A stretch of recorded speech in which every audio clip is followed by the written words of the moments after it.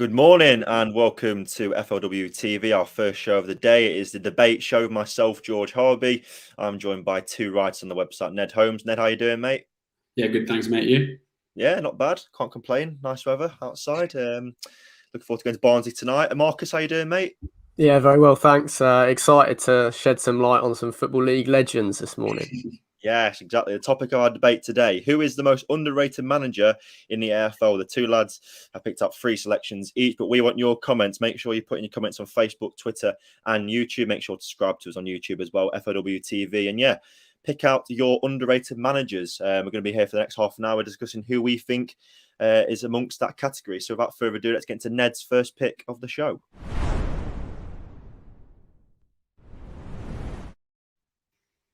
Yeah, obviously being no, I was just going to say, obviously being London based, it's hard to look away from the capital for my first one, and that's Mark Warburton. I just think, obviously you can look at that QPR squad now and say, well, they should be pushing up the table, and there should be a lot of positivity at the squad. But I think the way they've evolved since his arrival is huge. There was a fair bit of inconsistency in the years before he arrived. I guess managers not staying for very long, and it's a testament to the project that he's building there. That I think he's the longest serving manager since Ian Holloway in the early 2000s. But it really is about that evolution. He sold his best 2 attacking players in consecutive windows in Evatt and Bright Asai Samuel, and yet the way he adapted to that and helped QPR, I guess, grow into this sort of all-round, more well-rounded team is hugely impressive. They also play such an exciting and an attractive style of football, I think, which has really helped get the fans back behind them. The Championship's wide open this year, and they look contenders, and I think that'll be a massive achievement for him, particularly given we talk, as I said earlier, the strength of that squad now. But his hands were tied a bit with transfers at the start, and yet he's dealt with losing those key attacking players and growing QPR into a side that I think a lot of clubs, a lot of people at the moment are sort of earmarked them sort of dark horses for promotion this year. I mean, Ned, how impressed also are you by the fact he sold a fair few players over the last few years? Evatt Bolton went for £20 million to Palace, and yet QPR never really seemed to spend big money. He brought in Lyndon Dykes for about £2 million, Luke Amos for a 6-figure fee. Is that another aspect of his management which you think is really good? In terms of finding these hidden gems and progressing these kind of players. Yeah, absolutely. I mean, obviously you've got to give a bit of the credit there to sort of Les Ferdinand and people like that higher up the club. But at the same time, those conversations are going to be ongoing with Warburton about who he wants. And as I said, when he first came in, his hands were really tied, really. I think I remember that they sort of had to cash in on Massimo Luongo to Wednesday, let him go for almost nothing. And yet, as I said, that they keep building, that their use of the loan market, so impressive, particularly late last season. And now he's been able to sort of shape that team into one where it doesn't really seem like there are any weaknesses. So yeah, I completely agree. While it's a team that has got some real quality players, and he's been able to bring those players in. It's not like they've spent big money on them. It's been shrewd moves, really. Definitely. I think he's definitely a contender. QPR fans, let us know what you think. Is Mark Warburton underrated, or do you reckon he is overrated by some? Or what, give us your overall thoughts on him in the comments below. Right, Marcus, your first pick's up next. Let's go then, Marcus. Who's your first pick for your underrated manager in the EFL? So it's one of 2 managers that I've gone for that's got roots in non-league, and it's Ian Evatt at Bolton. Obviously, maybe a little bit of recency bias coming off the back of an excellent result at the Valley last night, a 4-1 win, and has really started extremely well at Bolton, particularly this season in League One. But Evatt obviously starting his managerial journey in the National League, some humble beginnings at Barrow. It took him 2 seasons to get them promoted into the Football League, and then took a tough job with a lot of expectation last season at Bolton. Got off to a really tricky start. Credit to the board for sticking with him, but put together an incredible second half to the season, which saw them rise from maybe a mid-table side to outside playoff contenders to burst into the playoffs and then all the way through into that final automatic spot. So I think Ian Evatt, is quite a smaller sample size than maybe some of the other managers that we'll talk about, but only 39 years old. I think the sky's the limit so far. He really is flying at Bolton. Absolutely. Keep your comments coming in, guys. I've had one from Glenn Watkin on the previous manager, Mark Warburton, Sky Blue Hub. Warburton isn't underrated. He's had money to spend on signings plus wages, which likes Robbins and others haven't had. We'll get onto Mark Robbins shortly. But yeah, just in terms of Evatt then, Marcus, as you said, he's started out at Barrow. I remember watching them in the National League. He turned them from relegation candidates into league winners. And obviously last year, he took a big job at Bolton and said, you know what, I'm going to take this club up after some tough years. As you said, he's only 39. Do you reckon he's the type of manager who, Championship clubs should be looking at if they have to sack their manager in the next few months? I can definitely see strong links with Championship clubs as the season goes on. I think one of the things that maybe stands out for Ian Evatt so far is that he's so wedded to his philosophy. And in maybe Barrow less so, but high pressure jobs, you can say that he's had the style of play and the substance. The demands on Bolton last season with the money that they spent in the summer, bringing in the likes of Owen Doyle, it was a bit of a promotional bust scenario. Yeah, he was patient with his own system, giving his players time to get it right. He never sort of came away from that. He remained sort of confident in his post-match interviews and things like that. He clearly believes in what he's teaching his players.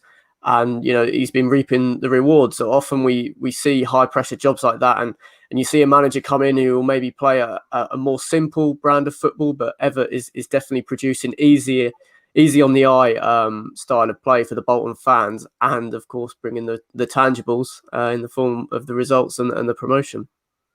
Certainly interesting shout. Bolton fans, do you agree? Is Ian Evatt underrated? Let's move on to Ned's second pick of the show.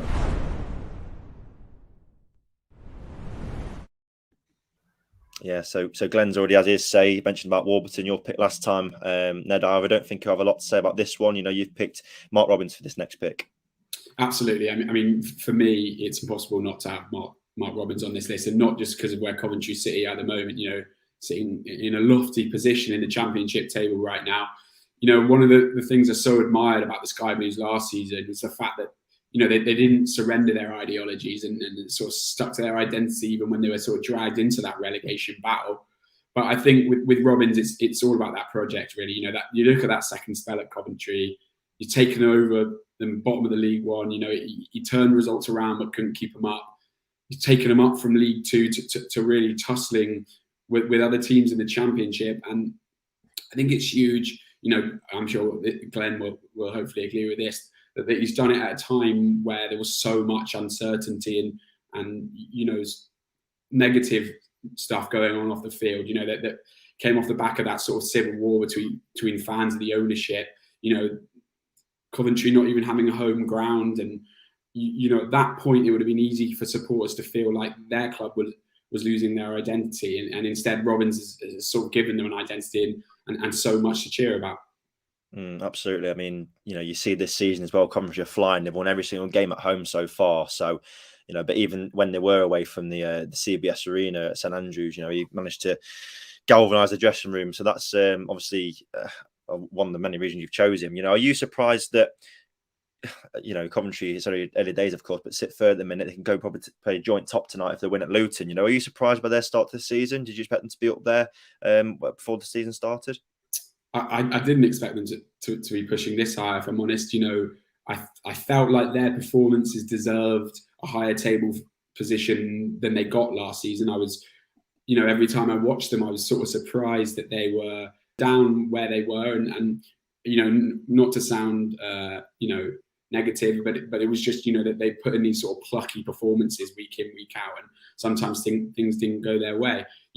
What I would say is there's a long way to go yet. We've seen teams scrapping at the top and slip down the table. So I'm not sure if they can sustain quite where they are at the moment throughout, but it's hugely impressive what they're doing. Absolutely. Keep your comments coming in, guys. Is Mark Robbins, or Mark Warburton, the most underrated managers in the EFL? Right, Marcus's second pick's coming up now.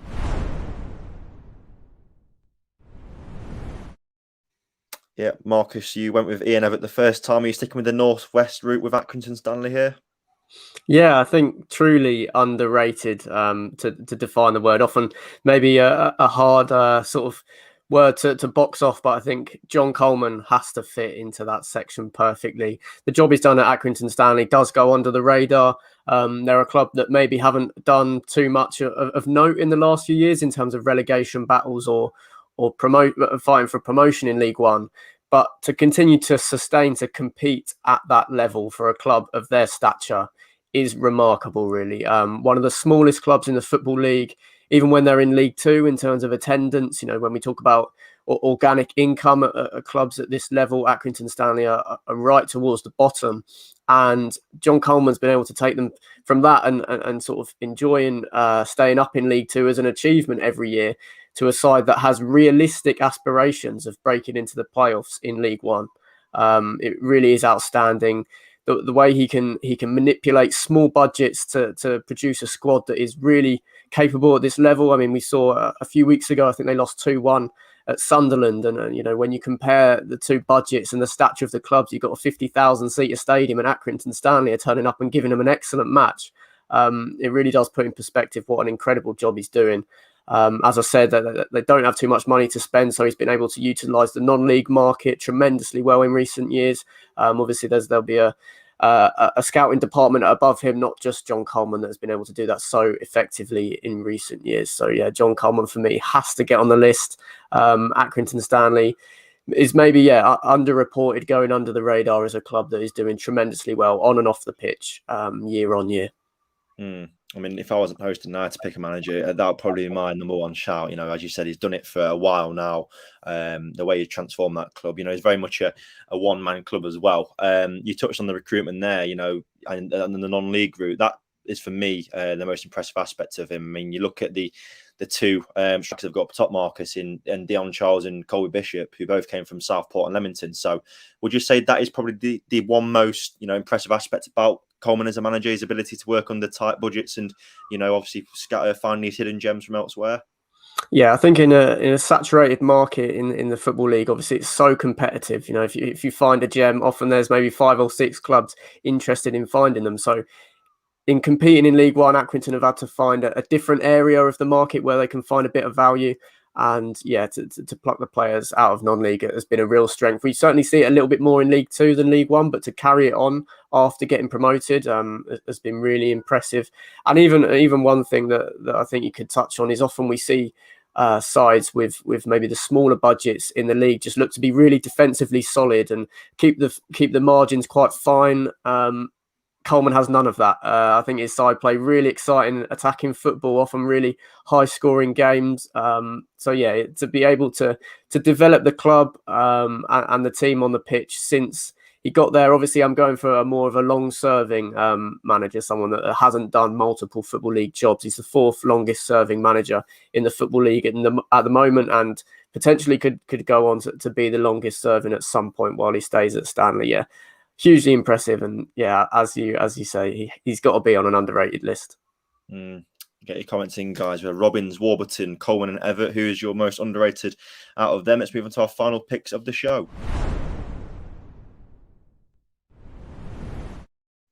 So Ned, completing the hat trick. Who finishes your trio in this list? Finishing my trio is Paul Warne at Rotherham United. I guess something Marcus touched on previously was that. It's a small sample size in that he's only ever really been at Rotherham, but I think the job they've done there often goes overlooked because he's really yet to extend their stay in the Championship beyond just the one season, and people undervalue that.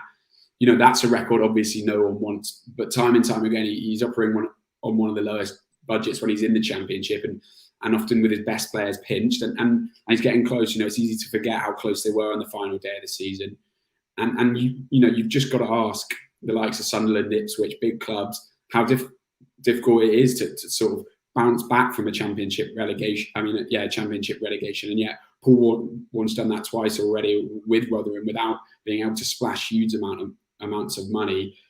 And they're in and around it again in League One this season. They're the sort of team that you'd think if you finish above Rotherham, you're going to be in with a shout of promotion in League One. And I think what I really like about him is he's able to, I guess he's not he's not a tactical genius. He's not someone that's going to bring in this sort of like flawless ideology, but he's able to, he's such a motivator. I think he's able to get players playing to their very best, if not above, really where they've been able to play before.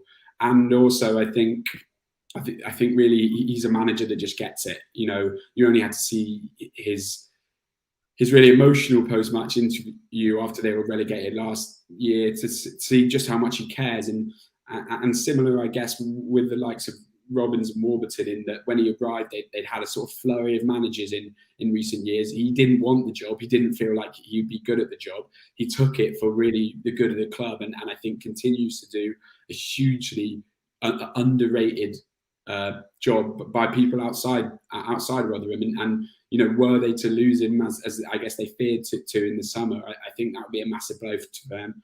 And I think, it's perhaps he's not necessarily someone that you feel in an Ian Evatt sort of mould is waiting to get picked off by someone. But for me, the job he's doing at his current club is hugely underrated. I mean, obviously, Ned, coming into this season in League One, there was so many big clubs mentioned. You look at the likes of Sheffield Wednesday coming down. You've got Portsmouth in there. You've got Sunderland, of course. Wigan spent well. Ipswich as well. Do you think it's almost helped Rotherham in the way that they've kind of gone under the radar and the pressures? Not many people spoke about them. And they're up to fifth after a win over Wimbledon last night. Do you reckon it kind of suits them when they go under the radar and, not many people really mention them in terms of the promotion race coming to this season? Ned, sorry. Yeah, I think so. I think it's one of those situations as well where, like, this is a Rotherham, the manager and a lot of those key players in the squad that know exactly what it takes to get out of League One. And there are a lot of teams that the big hype teams have brought in a lot of players, a lot of squad turnover. So yeah, for them, that I'm sure that's what Paul Warne's been saying. We're just going to go around our own business, and we'll let people talk about us when they want to talk about us. That won't concern them. And I do really think the pressure is off them in a way, but you have to think really they're the sort of team that if you're finishing above, you're going to be in and about it really. Alfie Burns says, great shout with Paul Warne there, Yorkshire. I think he's a big fan of that one. Make sure you get your other comments in. Is Paul Warne one of the most underrated managers in a division? Let's move on to our final pick of the show. Yep, just rounding off the show then. Marcus, who's your final pick for the this one? Yeah, not just for style points, due to his attire on the sideline and his cracking hairstyle. Gareth Ainsworth, for me, has to be on this list. He's a manager that gets talked about a lot.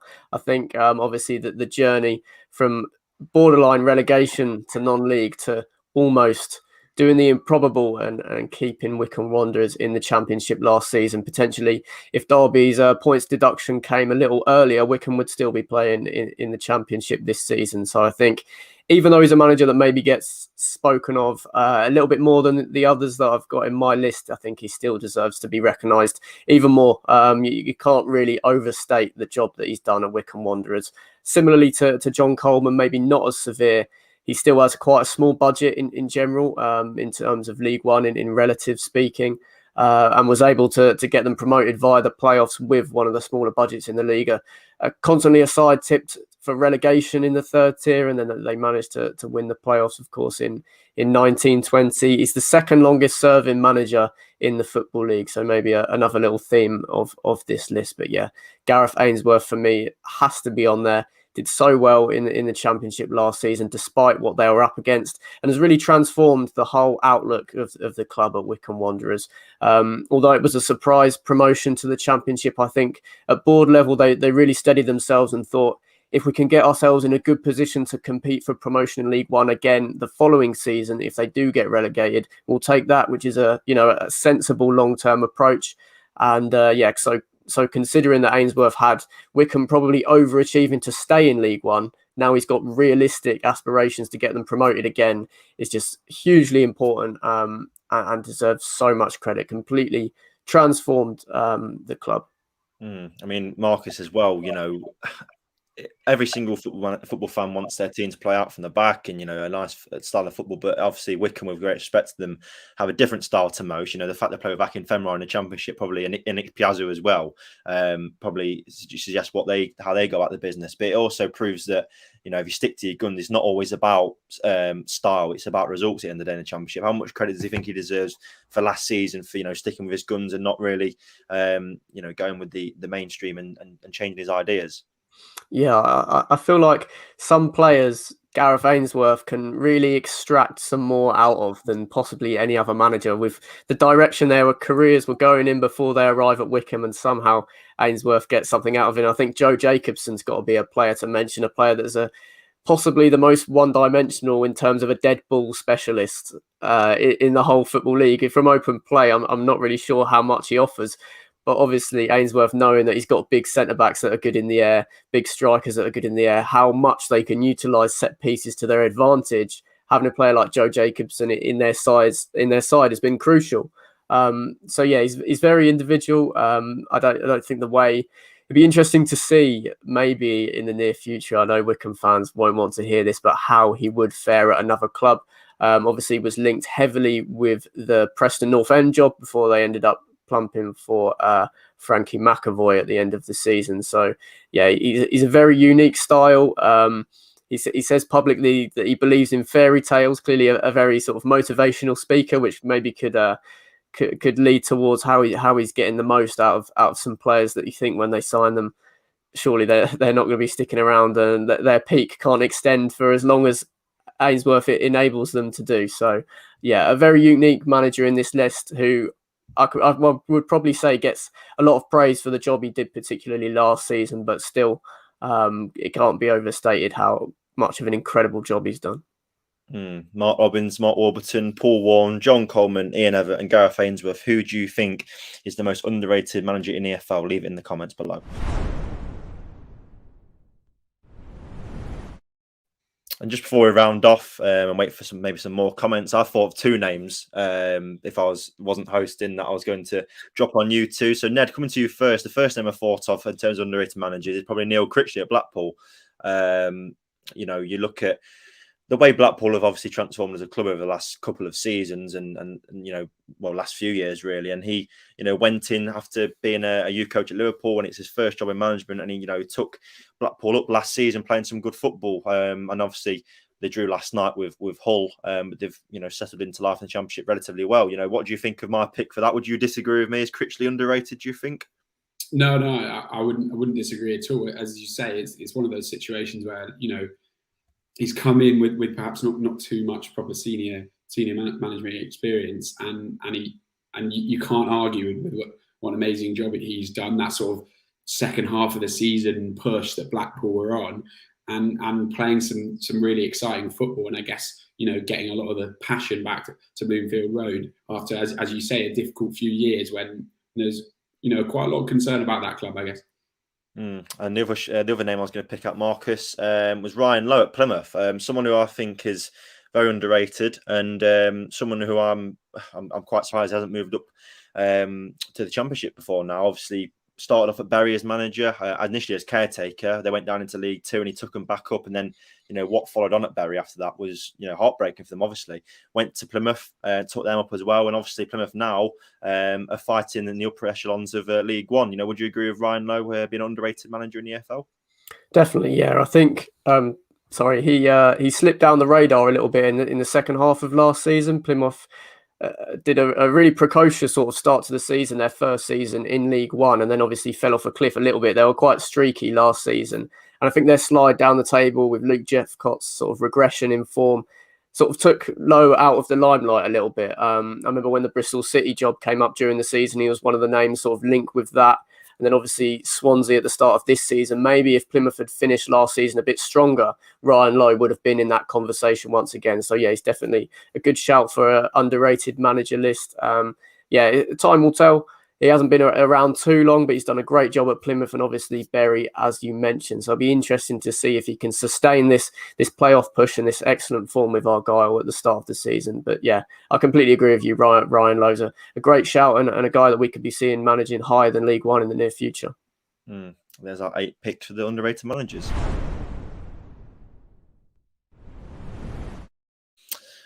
Well, that brings our debate show to a close. We've got 2 more shows on FLW TV this afternoon. At 2 o'clock is the Wednesday preview show. A lot of action tonight, and George, Marcus and Ben will be taking us through that. And also at 5:30, we've got Alfred Burns and the Sheffield United Way, obviously talking about Sheffield United. But in the meantime, make sure you subscribe to FLW TV on YouTube. Thanks a lot for all your comments. And until next time, take care.